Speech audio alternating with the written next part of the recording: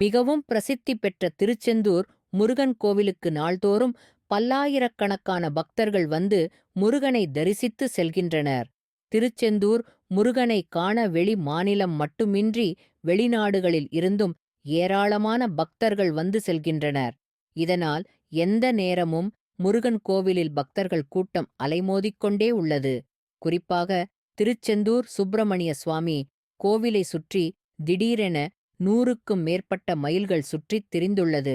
இந்த மயில்கள் கோவில் பிரகாரங்கள், அங்குள்ள மரங்கள், பக்தர்கள் தங்குமிடம் என அனைத்து இடங்களிலும் சாதாரணமாக உலா வருகின்றன. அங்குள்ள ஆண் மயில்கள் தோகையை விரித்து ஆடிய காட்சிகள் பக்தர்களை மெய்சிலிர்க்கத்தான் வைத்தது. மயிலை பார்த்த பக்தர்கள் முருகனே மயில் ரூபத்தில் வந்து காட்சி அளிப்பதாக நினைத்த பக்தர்கள் அந்த மயிலை வணங்கியதுடன் ஆச்சரியத்துடன் பார்த்து சென்றனர்.